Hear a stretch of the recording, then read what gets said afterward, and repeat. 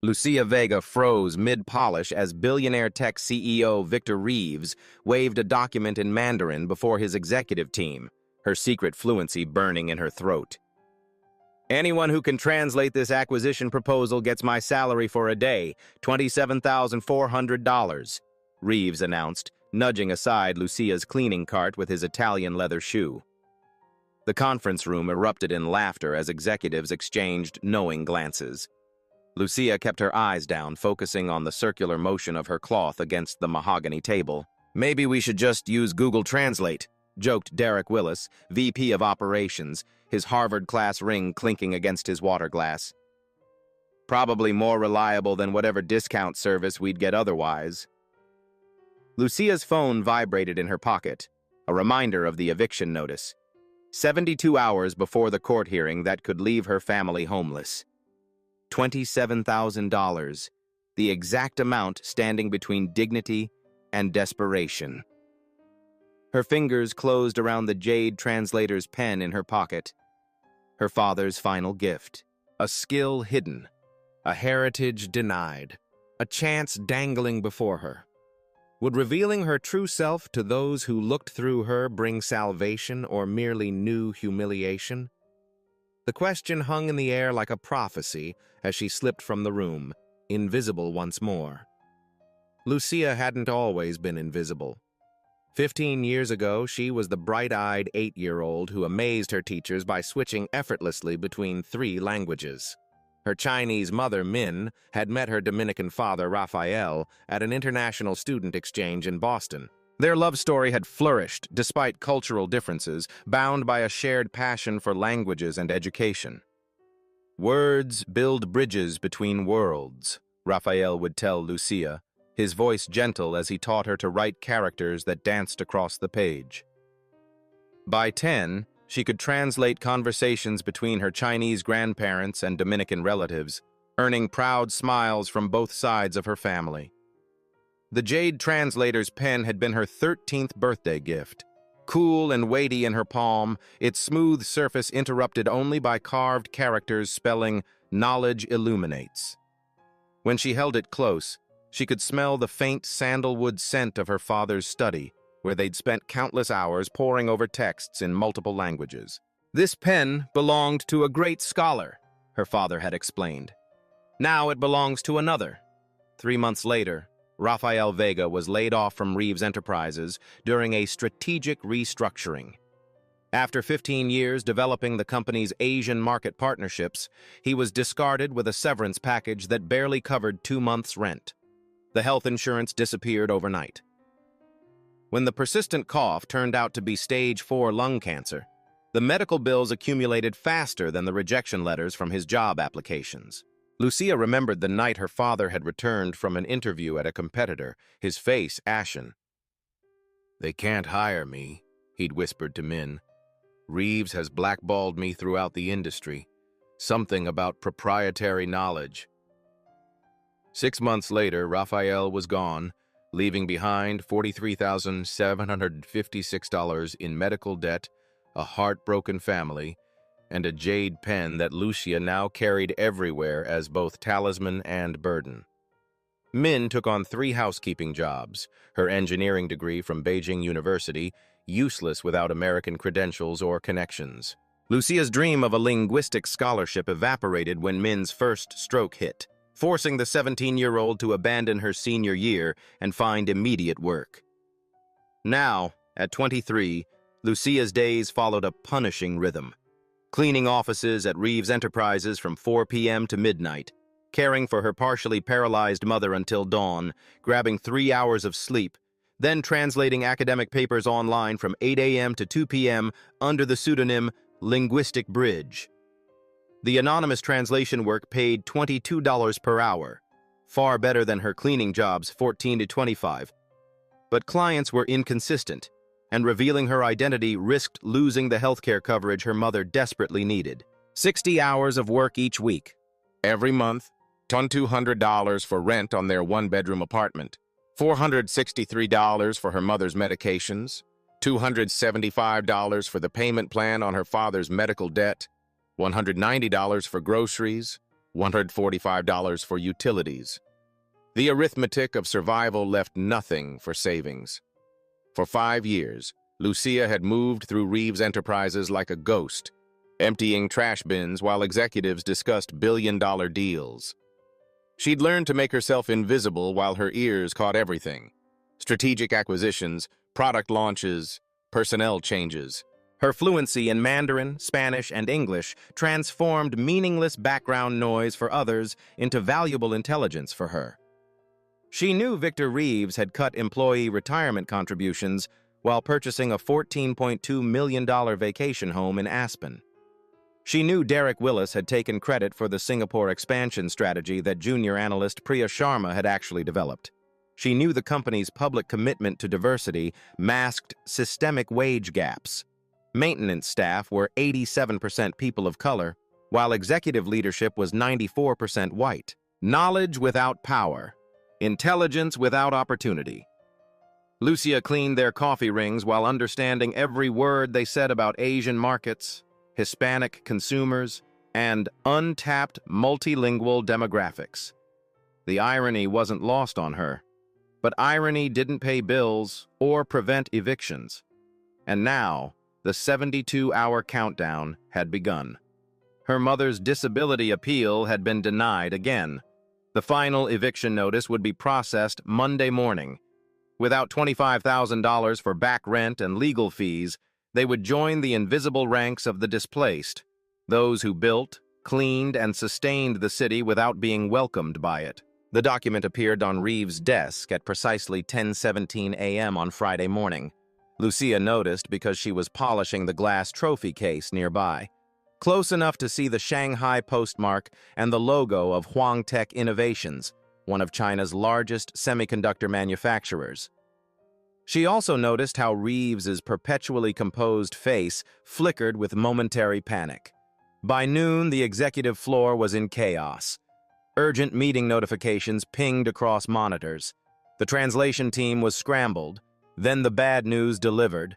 Lin, the head translator, was in Beijing visiting family, and his 2 associates were at an industry conference in Tokyo. Lucia emptied wastebaskets methodically, moving through the commotion like a shadow, when Reeves burst from his office, waving the document. "Everyone in the conference room, now!" She should have left. Her shift technically ended at noon on Fridays, but curiosity, or perhaps fate, kept her lingering, wiping down already clean surfaces as the executives assembled. Reeves slammed the document onto the table. "Huangtech is offering us exclusive manufacturing rights for our new processor. This could double our market share in Asia." "That's fantastic news," ventured Willis, the confusion evident in his voice. "It would be," Reeves snapped, "if we could read the damn thing. They've sent it in Mandarin, and our translation team is unavailable. They want a response in 72 hours, or they're taking the deal to Samsung." Lucia's heart quickened.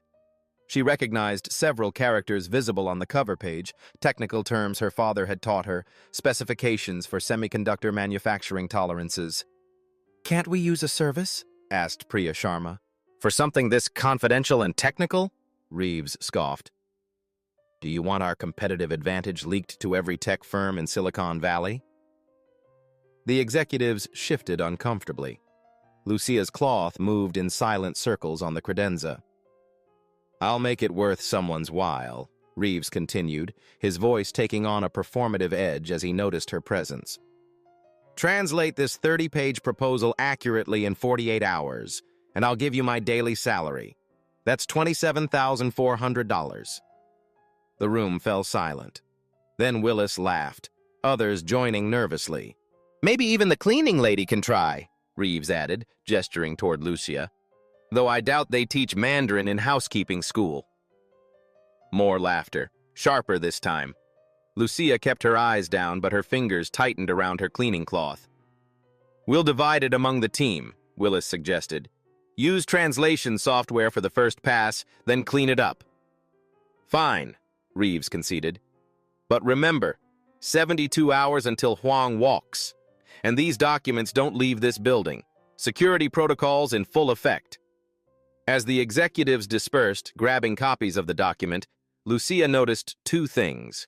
First, they were badly mistranslating even the title page, murmuring about partnership opportunities when the characters clearly indicated exclusive manufacturing contract. Second, the 72-hour deadline aligned precisely with her eviction timeline. Reeves's daily salary would cover her mother's immediate medical needs and the overdue rent. But revealing her skills could cost her job if she failed, or worse, if she succeeded and threatened the executives' egos. And what if the document contained the same predatory policies that had destroyed her father's career? Would the same company that had ruined her family now profit from her hidden talent? And if she refused this chance, would she ever forgive herself? Lucia made her decision at 1:43 a.m., standing in the dim light of her apartment kitchenette. Her mother slept fitfully in the converted living room, medical monitors casting blue shadows across her face. The eviction notice lay beside Lucia's translation notes, the number 72 circled in red, counting down the hours until Monday's court hearing. She wouldn't reveal herself directly. Not yet. Too risky. But she could test the waters, see how valuable her skills might prove. Saturday night found her back at Reeves Enterprises, her cleaning uniform a perfect disguise for after-hours access. The executive floor stood empty, the security guard nodding familiarly as she wheeled her cart past his station. "Working weekend overtime, Lucia?" "Mi madre needs medicine," she answered, exaggerating her accent, playing the role they expected. In the conference room, executives had left their translation attempts scattered across the whiteboard, a mess of mistranslated technical jargon and business terms. Lucia winced at their mangled interpretations. Using her jade pen, she carefully corrected 3 critical sections, translating the complex semiconductor terminology with precision. She signed it simply, "Night Owl." The corrections were specific enough to demonstrate expertise, but limited enough to seem like helpful hints rather than a complete solution. A test balloon to gauge reaction. By Sunday morning, her anonymous assistants had created a stir. Arriving early with her cleaning cart, Lucia lingered near the conference room door, eavesdropping. "Who the hell is Night Owl?" Reeves demanded. "Security says nobody unauthorized entered the building," Willis responded. "Must be someone on our team." Lucia watched through the gap in the door as Willis studied the whiteboard, his expression calculating. Then, to her disbelief, he erased her signature and turned to Reeves. "Actually, I did this part," Willis claimed smoothly. "I've been studying Mandarin privately.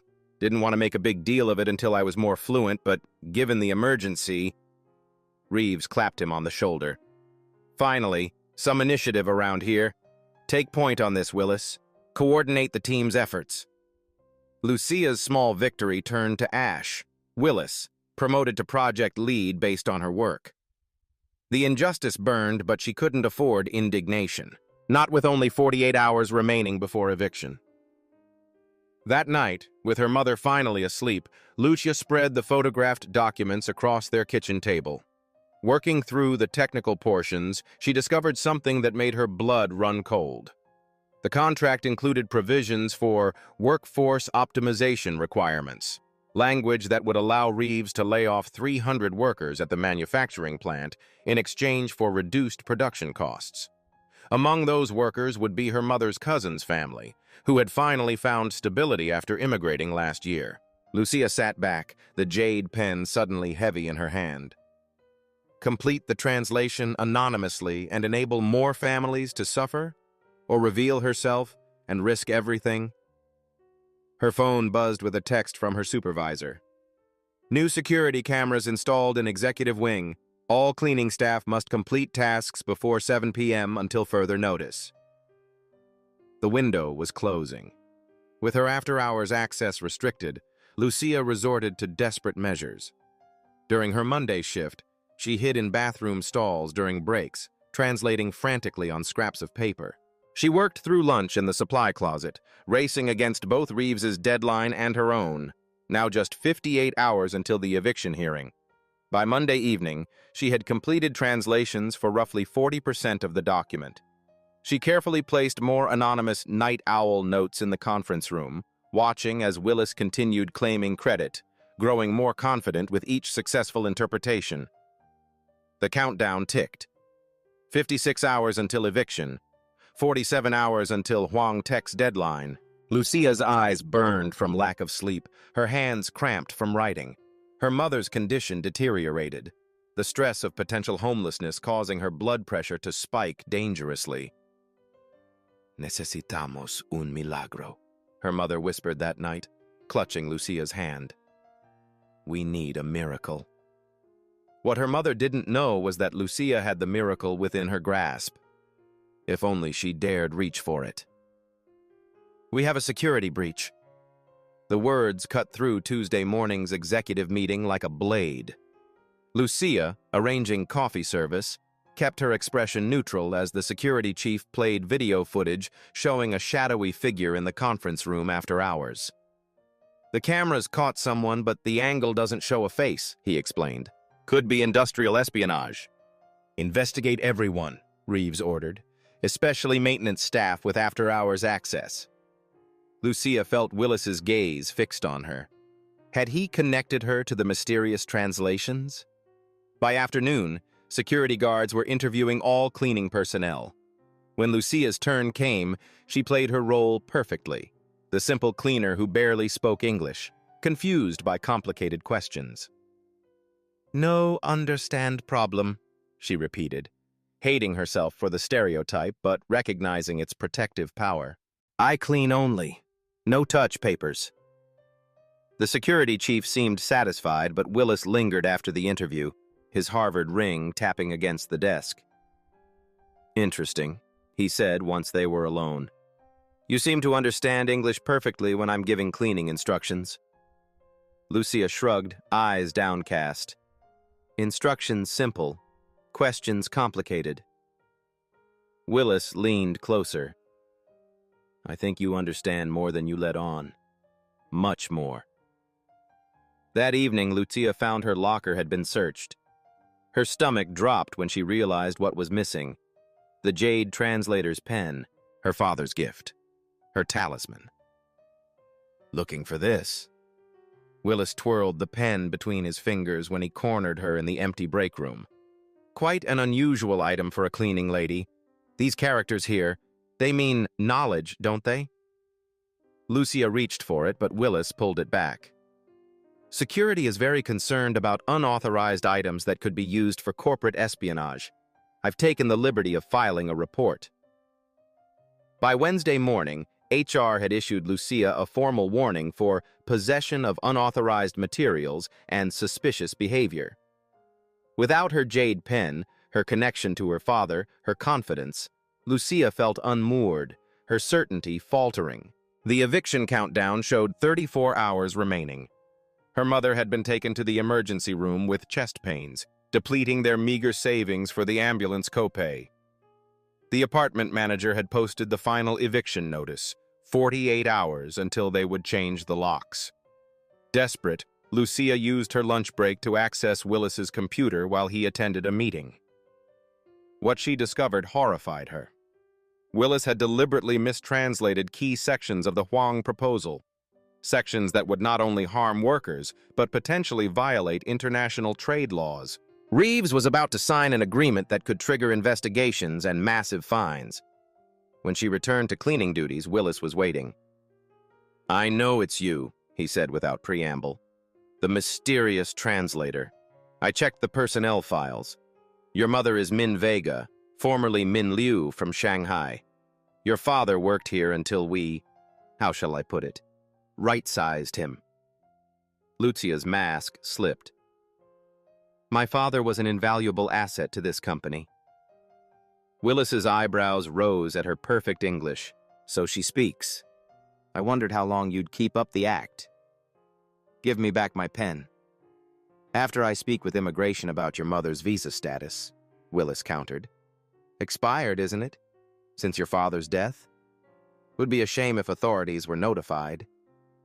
The threat hung between them. Speak up and face deportation threats, or remain silent while hundreds lose their livelihoods and Reeves Enterprises commits corporate suicide.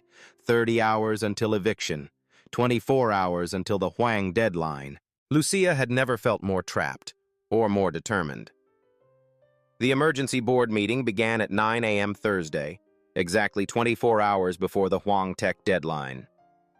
Lucia moved silently around the conference room perimeter, pouring coffee and arranging pastries as Willis presented his completed translation to Reeves and the board members.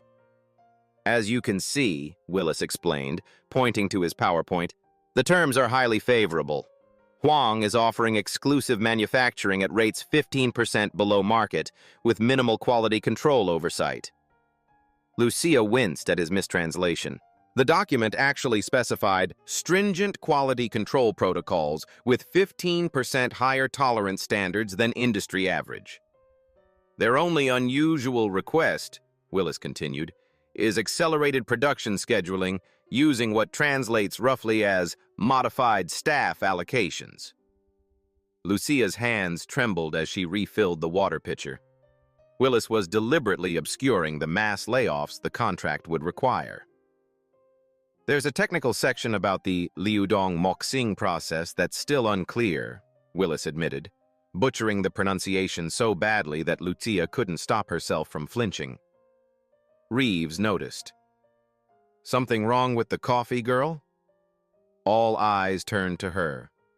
The moment stretched, her future balanced on a knife's edge. "Liudong Moxing," Lucia corrected softly, the proper tones flowing naturally. "It means fluid modeling system, not whatever he said." The room froze. Willis's face darkened. "Excuse me?" Lucia straightened her shoulders, 16 years of language study overtaking 5 years of practiced invisibility. "You've mistranslated several critical sections. Liudong Moxing refers to the semiconductor's thermal management system, which requires specialized handling during manufacturing. It's not about staff reallocation, it's about technical specifications." "How dare you interrupt?" Willis began, but Reeves cut him off. "You speak Mandarin?" Reeves demanded, studying Lucia as if seeing her for the first time. "Mandarin, Spanish, and English," Lucia answered, her heart pounding. "I also read Japanese and Korean, though my speaking fluency is limited." "She's lying," Willis interjected. "She's just a cleaner." "My father was Rafael Vega," Lucia continued, gaining confidence with each word.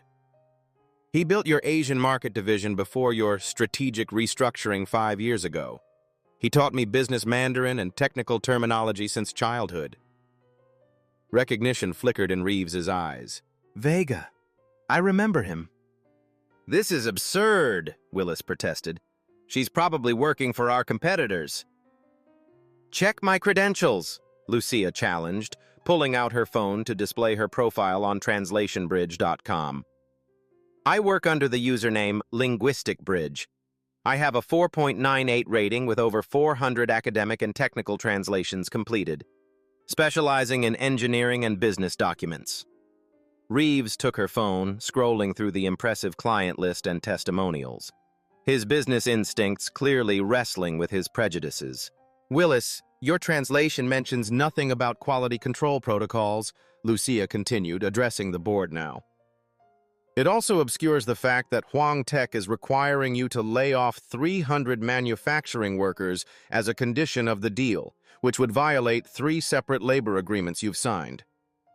The board members murmured, looking between Willis and Lucia. "This is outrageous," Willis sputtered. "You can't possibly—" "Page 16, paragraph 4, Lucia recited from memory. "The characters clearly state that Reeves Enterprises must implement workforce reduction measures of no less than 300 positions within 60 days of contract execution." I can read the entire section verbatim if you'd like. Reeves studied her for a long moment, calculation replacing surprise. "You claim you can translate this entire document accurately?" "I've already translated about 60% of it," Lucia admitted. "I was leaving anonymous notes to help, the ones Mr. Willis has been taking credit for." Willis's face flushed crimson as heads turned toward him. "You were the night owl?" Reeves asked. Lucia nodded. A slow smile spread across Reeves's face. Not warm, but predatory. recognizing an opportunity. "My offer stands," he said. "Translate the complete document by tomorrow's 9 a.m. deadline, and my daily salary is yours, $27,400. "I want it in writing," Lucia countered, surprising herself with her boldness. "And I want my pen back." "Your pen?" Reeves frowned. "My Jade translator's pen. Mr. Willis confiscated it yesterday and filed it as suspicious material." All eyes turned to Willis, who reluctantly pulled the pen from his jacket pocket. "And I want a written contract guaranteeing my continued employment regardless of the translation outcome," Lucia added, "with a confidentiality clause protecting my mother's immigration status." The room fell silent at her audacity. Reeves studied her with new interest, perhaps even respect. "Draw up the agreement," he finally instructed his assistant, "and get Ms. Vega whatever resources she needs." As the jade pen was returned to her hand, Lucia felt its familiar weight. Cool, solid, grounding. The countdown reset in her mind. 18 hours to translate the remaining document while her mother faced eviction in 36 hours. For the first time in years, she was visible, for better or worse. Lucia worked through the night in a small conference room they'd assigned her, fueled by adrenaline and vending machine coffee. Her fingers flew across the keyboard, the jade pen in her hand guiding her through complex technical terminology and subtle cultural nuances that machine translation could never capture. By 3 a.m., her eyes burned. The characters began swimming on the page. She had completed nearly 85% of the translation, carefully noting discrepancies between what Huang Tech was actually offering and what Willis had claimed. The truth was somewhere in between, not as rosy as Willis painted, but not as exploitative as she initially feared. The workforce reductions were suggested, not required, and Huang had included provisions for retraining programs.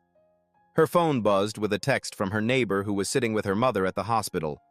"Doctors want to keep her another day. Need $2,200 deposit for continued care." Lucia massaged her temples. 30 hours until eviction. 6 hours until her translation deadline. She allowed herself the moment of hope. Reeves' money would solve their immediate crisis. She could negotiate with the landlord, pay the hospital, perhaps even find better housing closer to medical facilities. She rested her head on her arms, just for a moment. The crash of coffee splashing across her desk jolted her awake. Lucia gasped as hot liquid spilled across her handwritten notes and seeped into her laptop keyboard. "Oh, clumsy me!" Willis stood over her, empty coffee cup in hand, fake concern plastered across his face.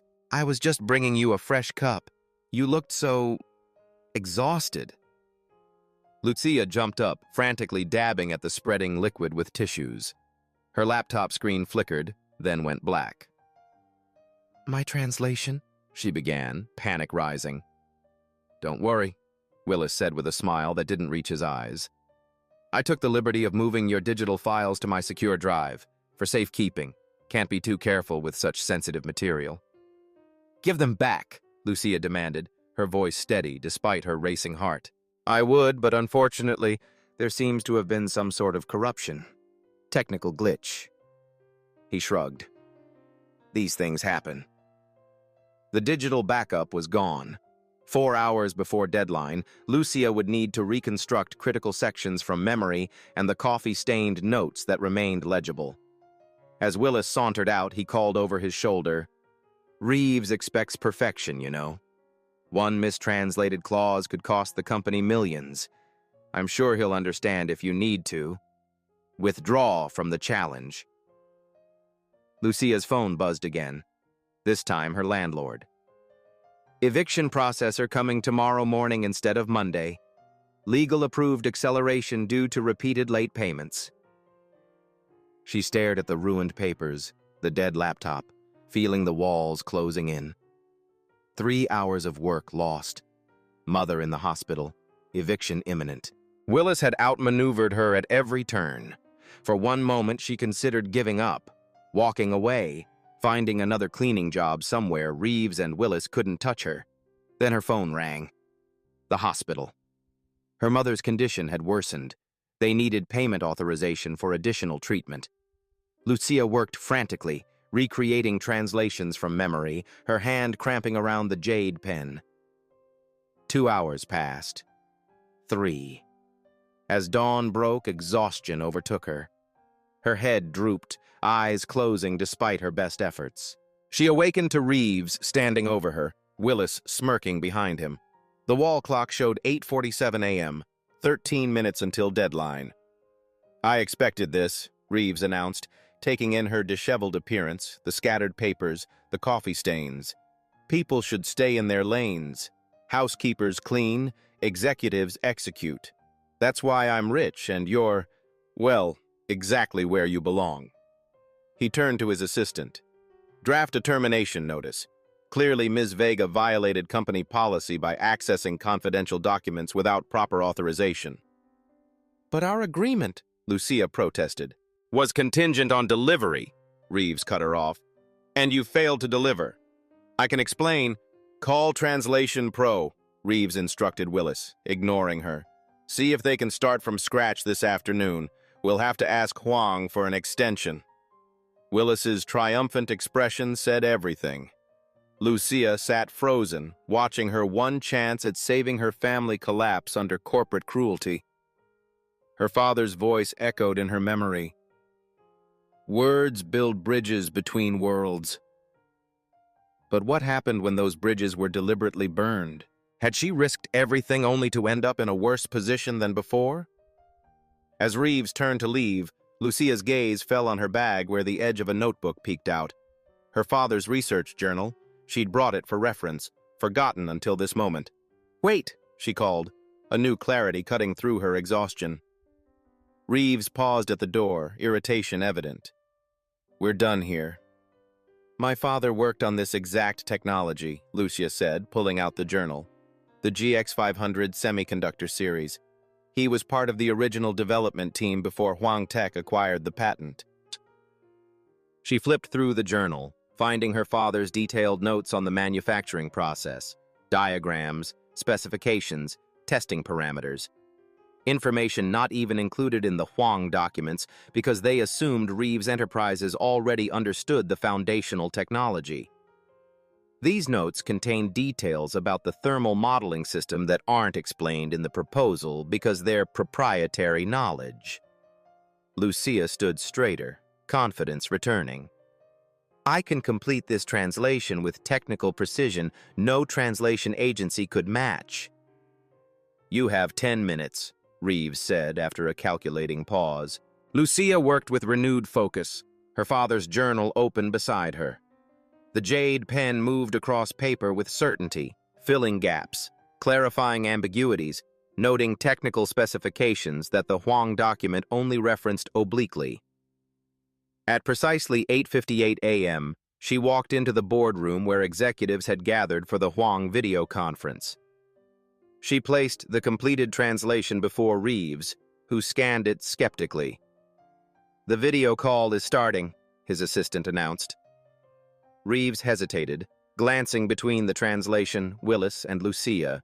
"Ms. Vega, perhaps you should—" "I'll wait outside," Lucia said, turning to leave.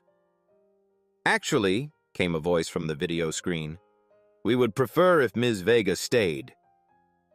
Everyone turned to the large display where Lin Huang, CEO of Huang Tech, appeared with his executive team. Beside him sat a familiar face, Mr. Zhang, her father's former colleague. "Ms. Vega," Zhang said in Mandarin, "it is an honor to meet Raphael's daughter. He spoke of your linguistic gifts often." Lucia responded in flawless Mandarin, her surprise giving way to understanding. "The honor is mine, Mr. Zhang. I didn't realize you were aware of my employment here."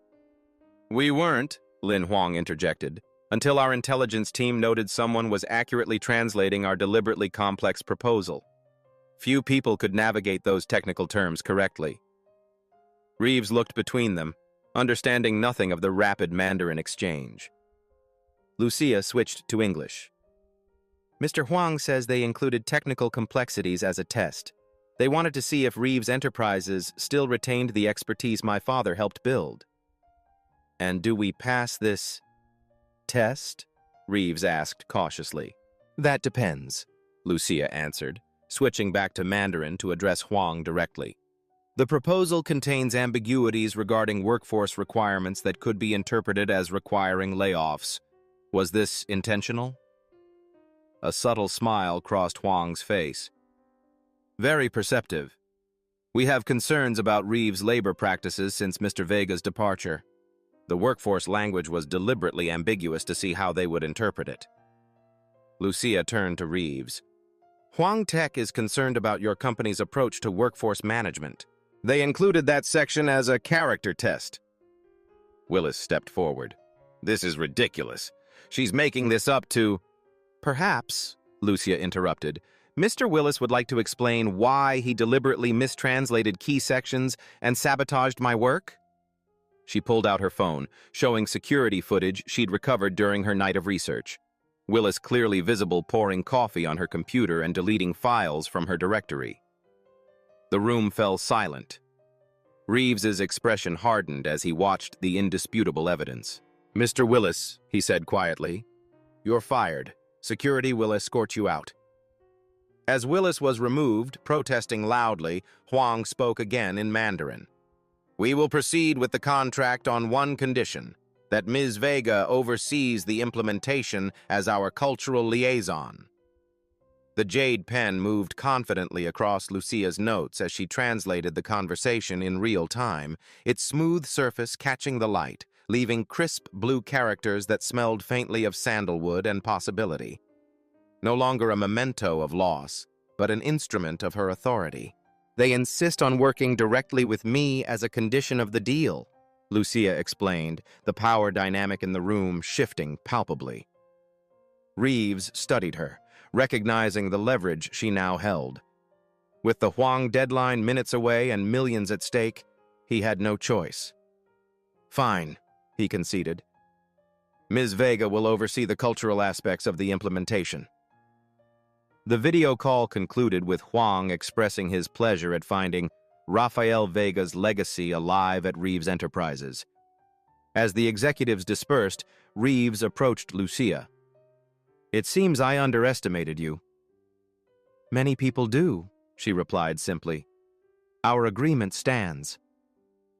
He wrote a check for $27,400, his daily salary. Though it appears you've earned considerably more than that. As cameras recorded the official contract signing for company records, Huang made one final request via email, a $50,000 signing bonus specifically designated for cultural consultancy services provided by Lucia Vega. With $77,400 in hand, enough to save her mother's medical care, stop the eviction, and provide breathing room for the first time in years, Lucia finally allowed herself to exhale. The jade pen rested in her hand, no longer a burden of the past, but a key to her future. 6 months later, Lucia sat in her new office, Director of International Relations at Reeves Enterprises. Floor-to-ceiling windows offered a view of the city where she'd once felt invisible. Her desk, polished walnut, not the pressed composite of lower-tier employees, held a framed photo of her mother, now receiving specialized care in a facility close to their new 2-bedroom apartment. The jade translator's pen rested in a small crystal stand, its polished surface catching the morning light. When she held it now, the sandalwood scent mingled with the fresh orchids she kept beside her father's photograph. 2 sensory connections, one to her past, one to her present. Her first official act as director had been establishing a scholarship fund for employees' children, named for her father, and implementing a comprehensive review of the company's layoff policies. Her second had been rehiring workers from her community with proper benefits and language-appropriate training materials. The contract she'd negotiated with Huang Tech had increased Reeves's Asian market share by 32% in 2 quarters.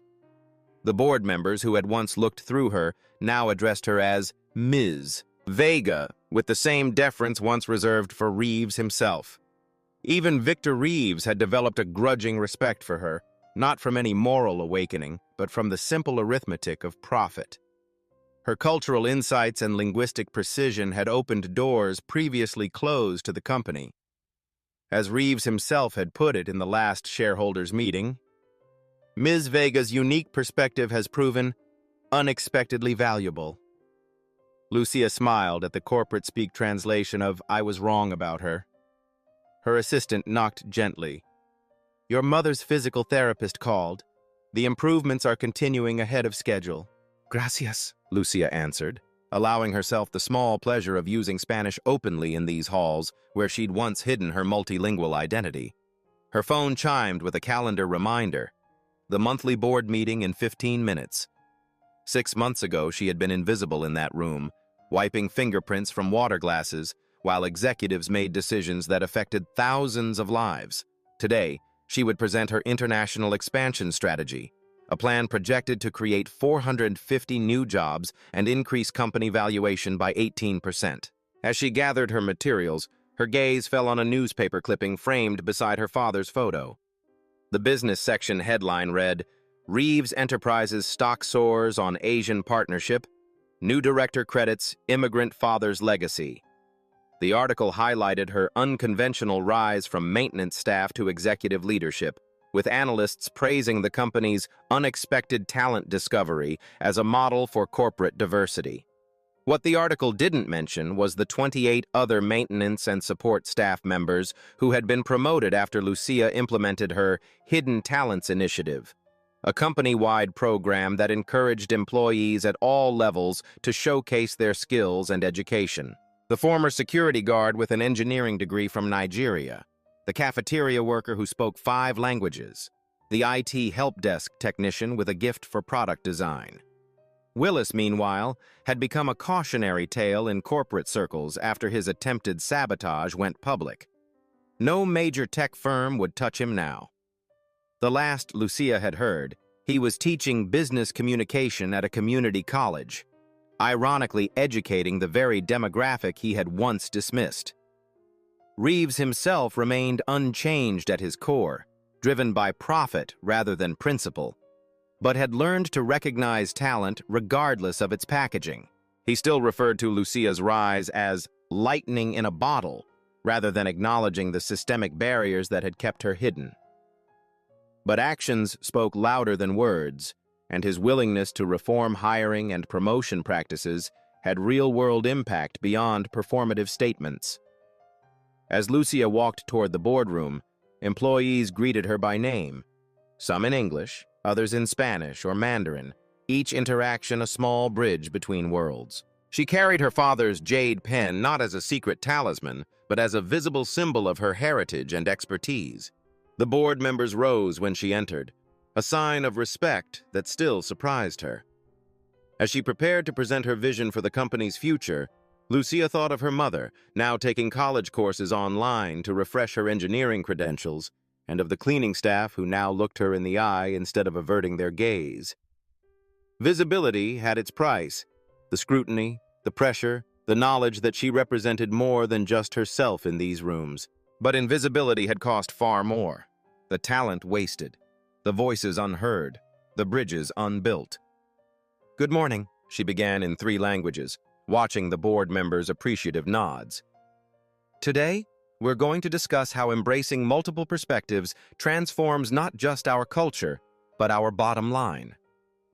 Lucia clicked to her first slide, displaying the 32% market share increase alongside the 24% improvement in employee retention since implementing her initiatives. Numbers spoke every language, especially in boardrooms. "Talent doesn't always arrive in expected packages," she continued, "but companies that recognize it regardless of its wrapping gain competitive advantage. Let me show you how." The jade pen moved confidently across her notes as she led the company's leadership into a future her father could only have dreamed of, one where bridges between worlds became highways of opportunity. Has someone ever underestimated your potential? Did you have a moment when you finally showed your true value, just like Lucia? Share your story in the comments below. I want to hear how you transformed from invisible to invaluable. If you enjoyed this story of hidden talent and unexpected triumph, don't keep it to yourself. Subscribe to Beat Stories for more powerful narratives that will inspire you to reveal your own hidden strengths. Hit that like button if you've ever been underestimated, and ring the notification bell to never miss our weekly uploads of life-changing stories. Remember, your next chapter could be just one brave decision away, just like Lucia's was. Beat Stories, where your potential becomes your power.